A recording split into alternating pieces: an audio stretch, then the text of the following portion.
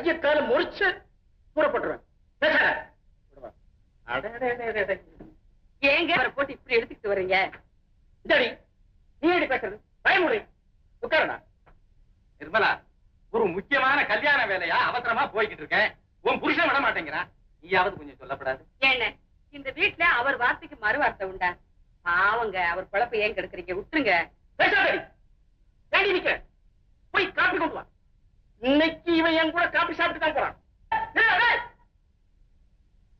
ஆபீஸ்ல வேலை செய்தவராச்சே ஒரு கப் காபி கொடுக்கலான்னு நினைச்சா பரிசு காலி தானே. கொண்டு போன பணத்தை எல்லாம் சீட்டாடத்துல தோத்தாச்சா? உனக்கு ஜோசியம் தெரியுமாமா? பாய் மாடுங்க. நீங்க யாரையாவது எடுத்துட்டு வரும்போது எனக்கு தெரியுமே ஏதோ பண்ணிட்டு வந்துட்டீங்கன்னு. தப்பு பண்ணிட வேண்டியது, யாராவது எடுத்துட்டு வந்துட வேண்டியது. ஏன்னா நான் 4 பேருக்கு மத்தியில எடுத்து பேச மாட்டேங்கிற தைரியம். உன் பேச்சுக்கு பயந்துதானமா நான் கிளப்புக்கே போறேன். ரொம்பத்தான் பயந்தவர். பயந்தவர் அந்த பணம் வச்சு சீட்டாடுவீங்களா? நிர்மலா, நான் ஆபீஸ்ல ஓயாம உழைச்சுக்கிட்டு இருந்தேன். இப்ப ரிட்டையர் ஆகி வீட்டுல உட்கார்ந்து இருக்கிறது எவ்வளவு கஷ்டம்னு உனக்கு அதுக்கு தான் சொல்றது. வீட்டுல 2 சின்ன ஜெர்சிங்க இருக்கணும்னு. நமக்கு ஏதுமா அந்த பாக்கியம் இனிமே? ஐயோ, வெக்கமல்ல. வயசுக்கு வந்து பொண்ணு வேலைக்கு போறாளே, அவளுக்கு ஒரு கல்யாணத்தை பண்ணி பாக்கணுமேன்னு சொன்னா. ஓ, இந்த ஐடியா இல்லையா? கல்யாண பேச்சு எடுத்தா உன் மக தட்டி கழிக்கிறாள. வேலைக்கு போறவ அவன் மனசுல என்ன இருக்கும் அதையும் தெரிஞ்சுக்கிட்டு. நிறுத்தி. என் பொண்ணுக்கு என்னடி? 10 மாத்து தங்கம். ஜாக்கிரதை. என்னப்பா பேசிட்டு இருக்கீங்க? அவருக்கு அப்பாவா இருக்கிறது பிடிக்கலையா, தாத்தா ஆகணுங்கிறாரு. என்னம்மா சொல்ற? உனக்கு நல்ல மாப்பிள்ளையா பார்த்து வச்சுட்டாராம், சீக்கிரம் கல்யாணம் பண்ணணுமா. அப்பா உங்க இஷ்டமா, என்ன கேட்க வேண்டாமா? அதேதான் நினைச்சு. ஏமா, உன் மனசுல யாரையாவது நினைச்சிருக்கியா? அதையாவது சொல்லு. அந்த பையனே பார்த்து முடிச்சு வைப்பாரு. யார பத்தி நான் நினைக்கல. வேலைக்கு போறவளாச்சே, அவன் மனசுல காதல் கதல் ஏதாவது இருக்குமோ? சந்தேகம் வந்துருச்சு இருக்கு. நிர்மலா, நிர்மலா நிர்மலா சொல்றதையும் சொல்லிவிட்டு நான் அப்பவே சொன்னேன்டி, என் பொண்ணு என்ன மாதிரியே 10 மாத்து தங்கம்னு. நீ சொன்ன. அப்பா, என்ன பத்தி இப்படி எல்லாம் நினைச்சிட்டு இருக்கீங்க? போங்கப்பா. பொண்ணு வேலைக்கு போயிடக்கூடாதே. மத்தவங்க தப்பா நினைக்கிறது உலக வழக்கம். ஆனா இங்கே பெத்தவங்களே தப்பா நினைக்கிறாங்களே. கூட்ஸ் எல்லாம் பேக் பண்ணியாச்சு. இன்னும் 1/2 hour உங்க வீட்டுக்கு வந்துடும். Okay sir.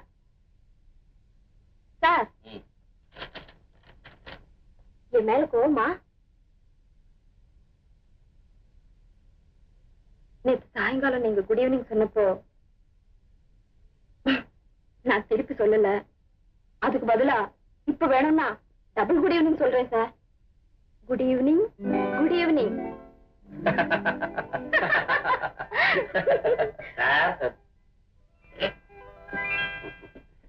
Good morning sir. ஏன் லேட்டு சார்? உங்க வேலையா தான் சார் அலைஞ்சிட்டு வரேன். ஒரு 400 ரூபாய் விட்டுங்க.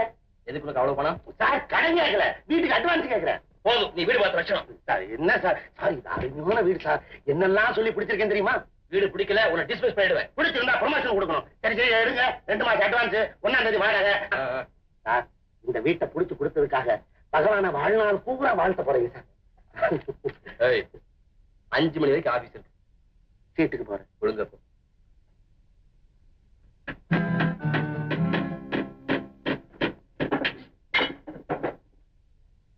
ஏண்டி? என்ன ஏண்டி? பேசாதீங்க, வேலையை பாருங்க. வீட்டுல பாதியை வாடகைக்கு விடுறமே, வசந்தா வந்தா குதிக்குமேன்னு. அவன் என்ன குதிக்கிறது? நான் ஒருத்தங்க இருக்கேன். வீட்டை வாடகைக்கு விடுறேன்னு சொல்லி அட்வான்ஸ் வாங்கிட்டேன். வாய் முடிக்கிட்டு சொல்ல செய்யுங்க. அதேதான் நினைச்சேன். நீ சொல்றபடி கேட்டு நடக்கிறதா வேலையா போச்ச. நான் அப்படியே செய்யறேன்.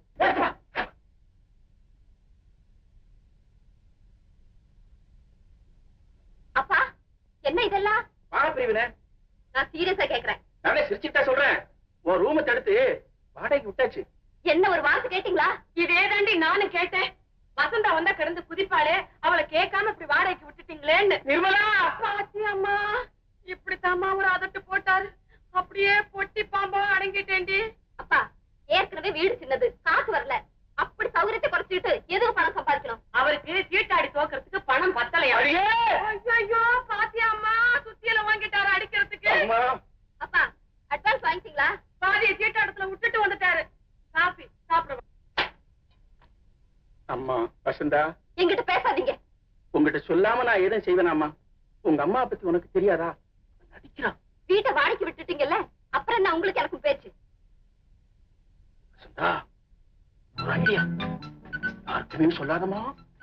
நம்மகிட்ட 2 ரேடியோ இருக்குல்ல, உங்ககிட்ட ஒரு டிரான்சிஸ்டர் இருக்காது, என்ன மாதிரி இருக்கு. 3 ரேடியோ ஃபுல் வால்யூம் வச்சு இந்த வாசலுக்கு நேரம் வச்சிடறோம். நானும் பாடுறேன், நீ பாடிட்டாங்க. ஆனா கட்டு சொல்ல தாங்க முடியாம ஒரே வாரத்துல விட்ட காலி விட்டு போடுறான் பாரு.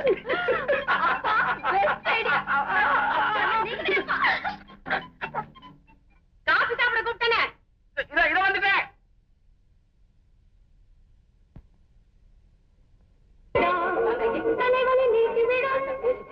அப்புறம் என்ன கத்துறீங்க நிர்மலா? உங்களுக்கு தான் ஐயோ, அவனுக்கு பைக் நிறுத்துங்க முதல்ல.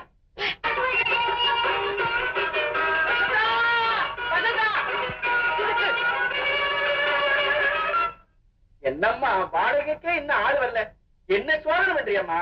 ஐயோ, சார், நீங்க கொடுத்த 500 ரூபாய்க்கு லிஸ்ட் படிக்கிறேன் கேளுங்க. கட்டில், மெத்தை, தலகாணி, ever silver tiffin carrier, plate, Irani hotel, முட்டை பிரியாணி, கோலி சோடா. அதுக்கு பிரியாணி செரிக்கல சார். ஆட்டோ, வண்டி கூலி இதெல்லாம் சேர்த்து மொத்தம் 515 ரூபா 17 பைசா. நீங்க தர வேண்டியது 215 ரூபா 17 பைசா. எந்த பள்ளிக்கூடத்தை படிச்ச? மனக்கணக்கு சார். இதுல என் புரோக்கரேஜ் 200 ரூபாய் சேர்த்து சொல்றேன். எல்லாம் சுரண்டியாச்சு, மிச்ச மதி இருந்து எடுத்துக்கோ. என்ன சார் நோட்டே காணா, வெறும் சில்லறதா இருக்குது. பாத்தீங்களா சார், ஒரு குடும்பம் நடத்துறதுனா எவ்வளவு சிரமம்னு இப்ப புரியுதா? இதே வேகத்துல முதலாளி கிட்ட சொல்லி கொஞ்சம் இன்கிரிமெண்ட் வாங்கி கொடுங்க சார். போதும் போதும், வாங்க சம்பளத்துக்கு எதாவது கழிவு. சம்பளம் பார்த்தல்